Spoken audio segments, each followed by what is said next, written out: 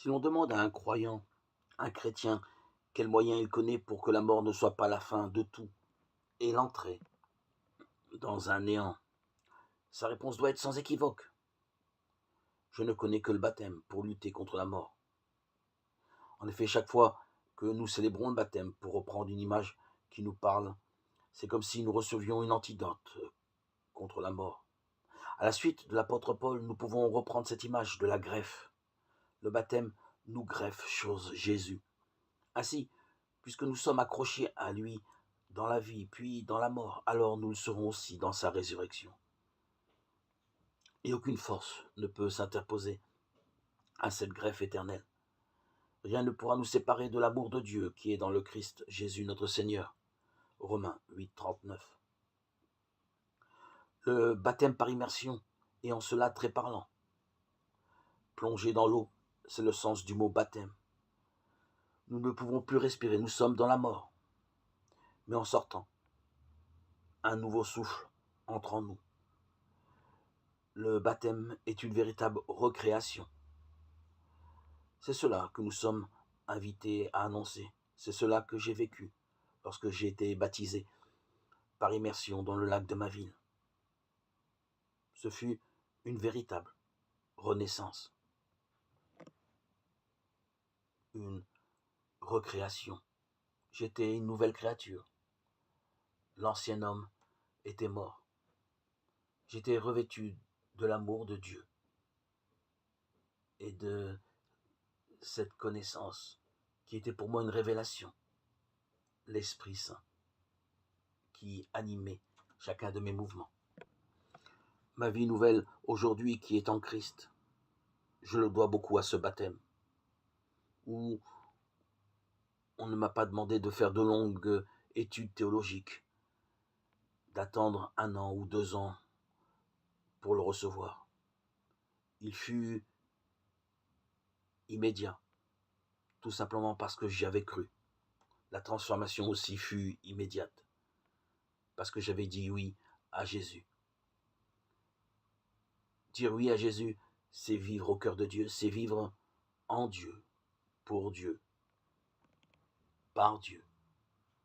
Notre vie est totalement basculée, ce qui a été la mienne, et ce qui est a priori celle de tous ceux qui sont les nouveaux baptisés.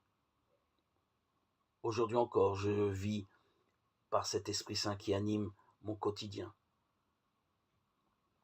Je suis édifié, régénéré, constamment.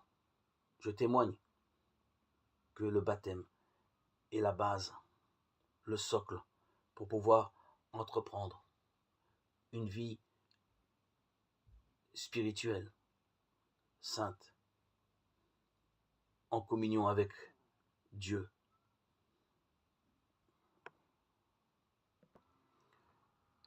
L'imaginaire, les philosophies, les littératures n'ont plus de place dans notre conscience nouvelle. Nous appartenons à Christ. Nos paroles, notre gestuelle, notre comportement est tout à fait différent, j'en témoigne.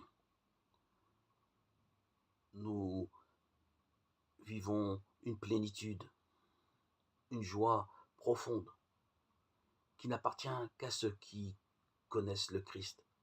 Et cela ne peut se faire qu'avec le baptême. Pendant des décennies où je lisais secrètement, de manière intellectuelle, l'Évangile avant même d'être baptisé, j'étais toujours dans le doute, l'incertitude, bancale, entre les écrits juifs, où j'étais asservi à la rigueur, à la loi et au commandement, avec un zèle sans pareil, et l'Évangile qui m'ouvrait de nouvelles circonstances, de nouvelles opportunités, me libérait chaque fois que j'en trouvais je lisais le livre, j'ouvrais l'Évangile. C'était pour moi, comment dire, exceptionnel, une sorte de libération, délivrance. Mais malgré tout, je ne possédais pas l'Esprit Saint, je ne le connaissais pas, si ce n'est que parce que annonçait notre Seigneur. Je vous enverrai l'Esprit consolateur. Il a fallu le baptême, l'acte de vouloir être baptisé. Et tout a été transformé. Tout a changé. On ne peut connaître et vivre la vie spirituelle, la vie en Christ, que par le baptême. Demandez le baptême, frères et sœurs, ceux, auditeurs et auditrices, vous qui n'avez pas fait encore cet acte, demandez le baptême. Vous trouverez une libération sans pareil. Sans pareil.